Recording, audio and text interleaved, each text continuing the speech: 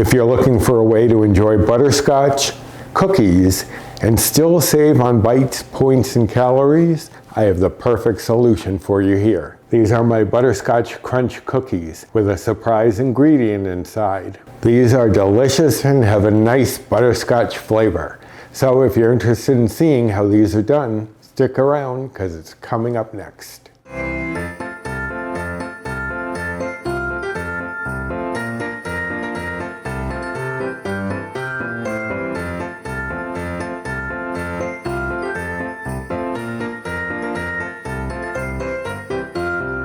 Hello and welcome to my kitchen. My name is Roy. I'm a home cook and amateur baker, and I'm here on this channel sharing recipes that have helped me to lose over 125 pounds, whether those recipes are mine or someone else's. Now today is one of mine, but it's one that I adapted from someone else. I found this interesting sounding recipe from Skinny Kitchen called Butterscotch Pillows. And I thought that's an interesting name. Let me give those a try.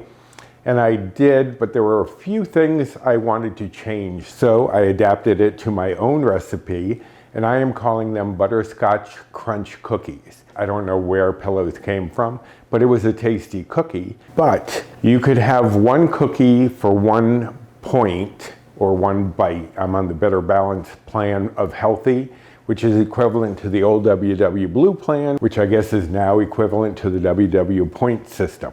But while 1 bite or point is great for a cookie, there were 64 of them and they were very small.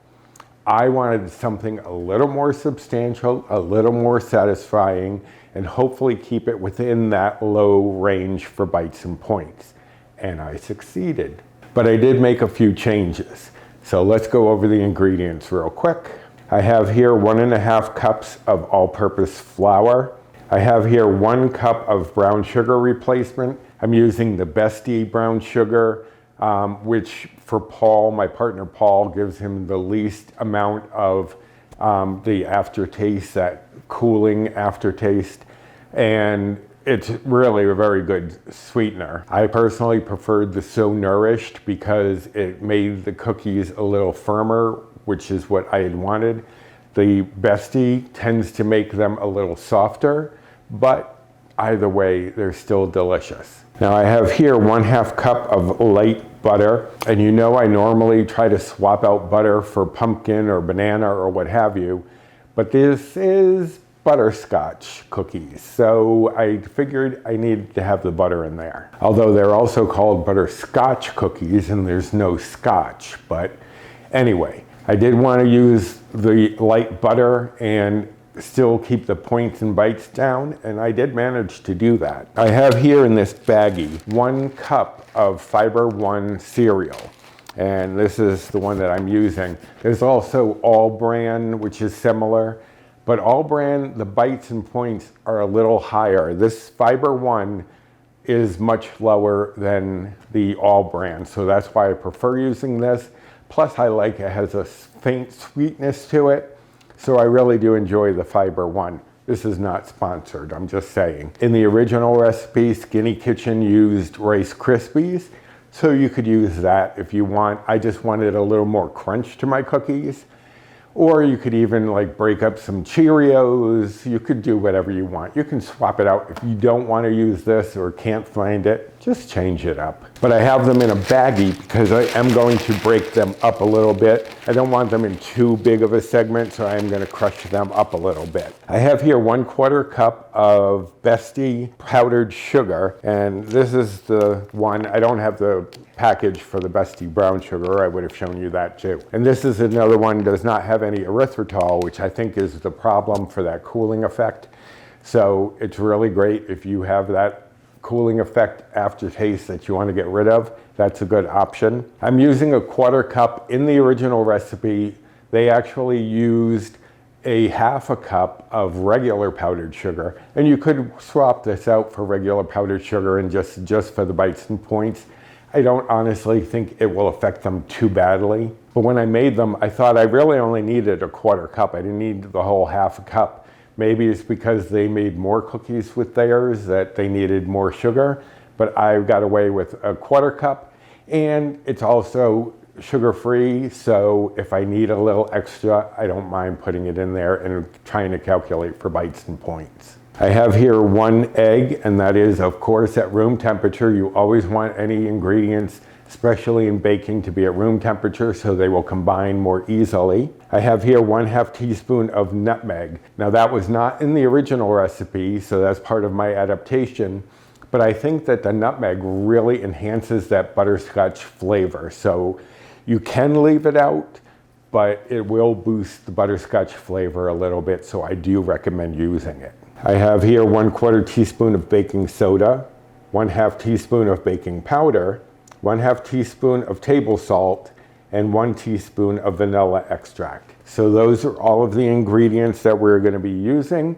I'm going to crush up my fiber one, bring in my bowl, shuffle a few things around, and we'll get started.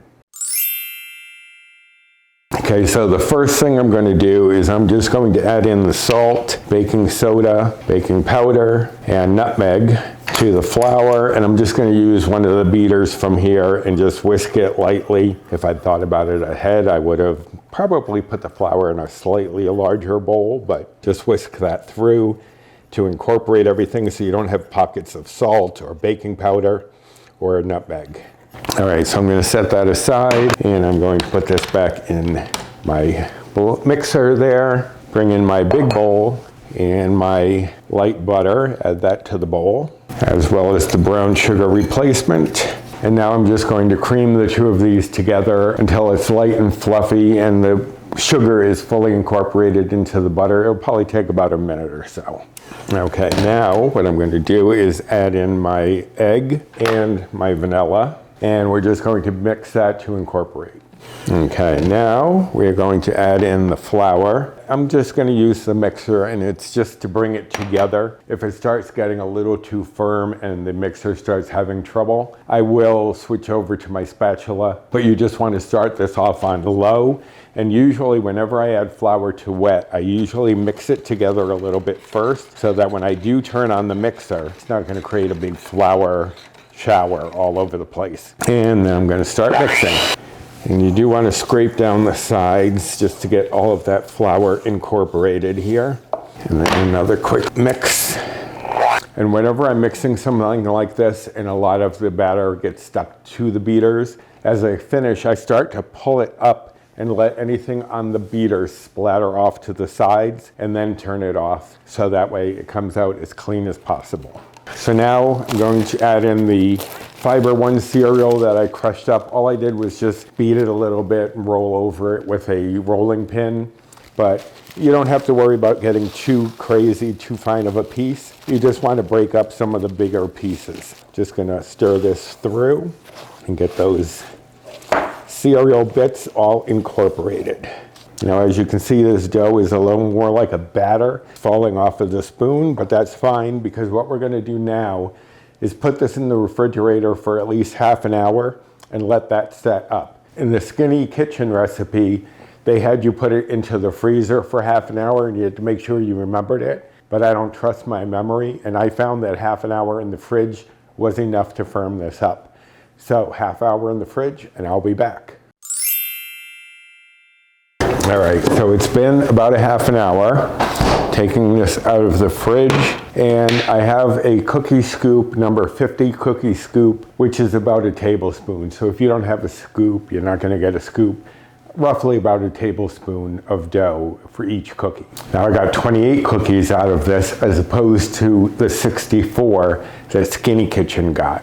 I wanted something, as I said, a little bit heartier. So I'm going to just scoop it out, put it in my hand, roll it a little bit, put it in the sugar or powdered sugar replacement and roll it around a little bit there, shake off any excess, and then put it on the cookie sheet. Now I have 2 cookie sheets. I'm going to put 14 on each, and once I get them all laid out, I'm going to flatten them slightly, but I'll show you that. Let me finish scooping these up and getting them dusted, and I'll be back.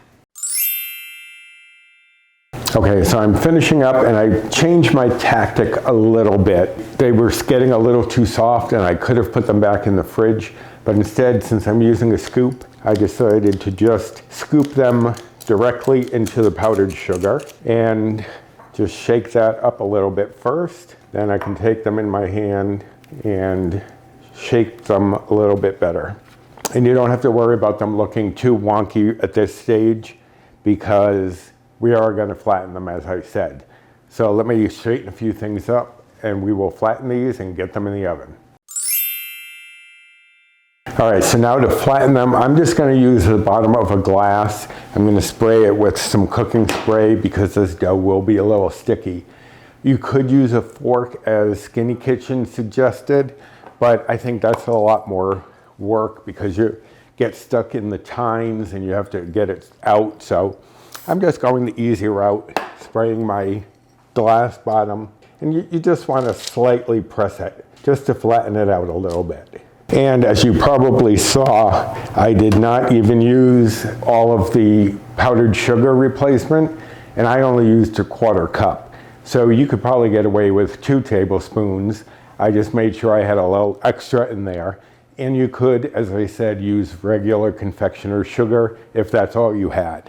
All right, so these are slightly flattened. They're probably about a 1/4 inch thick. So we're gonna put these in the oven for about 12 to 16 minutes.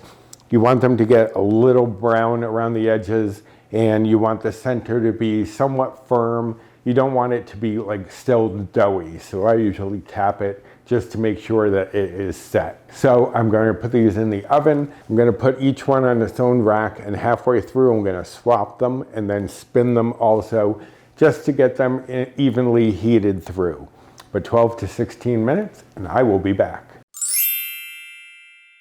Okay, so there we have them, my butterscotch crunch cookies, looking delicious. See, they've gotten a little brown on the edges here, and they are firm to the touch when you press. There's no dampness. That is what you're looking for. Now mine took the full 16 minutes.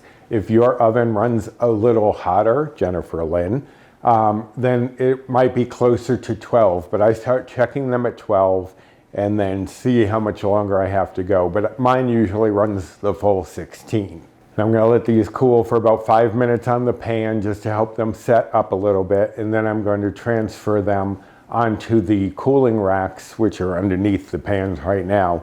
And I'm just gonna slide the parchment over. I'm not gonna remove them from the parchment just yet. I will do that once they're fully cooled. Now, as I said, I adapted this from a recipe from Skinny Kitchen for butterscotch pillows, and I will link to that recipe down below if you want to see the original. That one gave you 64 cookies at 1 point or bite each. I'm giving you 28 cookies, still at 1 Better Balanced Bite or Old Blue Point or new WW Point. Now these are a true 1 bite cookie until you get up to, I believe it's 5, and then it jumps to 6 points or bites, you know, with that healthy WW math. But a great cookie to have when you're needing a little snack. Now you can store them in an airtight container, a baggie or what have you, on the counter for, I usually store them for up to 5 days without any problems. Or you can put them in the fridge or even the freezer and just bring them to room temperature before you eat them. But if you need any cookies for a party, you want to make sure that you have something that you can have, these would be great. And they'd also be great for Santa, just saying. Now, if you're following calories, the calories for each one of these is 43. And if you're following macros, the fat would be 1.4 grams. The carbs would be 15.2 grams. The fiber would be 1.2 grams. And the protein would be 1.1 grams per cookie. Not bad at all, a delicious treat you can have during the holidays. Definitely getting a butterscotch aroma from these. They smell delicious, and trust me, they are. So there you have it, my butterscotch crunch cookies. I hope that you will give these a try. I will link to my version of the recipe on my blog directly down below in the description box. Also down there you'll find links to the blog itself, my Amazon storefront, my Built Bar rewards, Fetch rewards, Skinny Syrups code, and my social media. If you want to follow me over there, there's both Instagram and 2 Facebook groups that I am part of. So check out the description box for all sorts of information. And if you wouldn't mind doing the usual, like, subscribe, comment, and share. And hit the notification bell for the next time I upload any sort of video, such as tomorrow. Tomorrow is my big Dessert-tember cookie swap. I'm doing a collab with about 15, 16 other channels. So you're going to have cookies galore for the holidays. Now, not all of those will be Weight Watchers friendly, but it's the holidays and this is the time to let yourself indulge a little bit. So hit that notification bell and you will be alerted when that Dessert-tember cookie swap pops up tomorrow, Saturday the 17th at 9 a.m. So get ready for a lot of cookies. But I'm going to swap these over to the cooling racks, get these all cooled down, and get ready to indulge just slightly. So until next time, bye.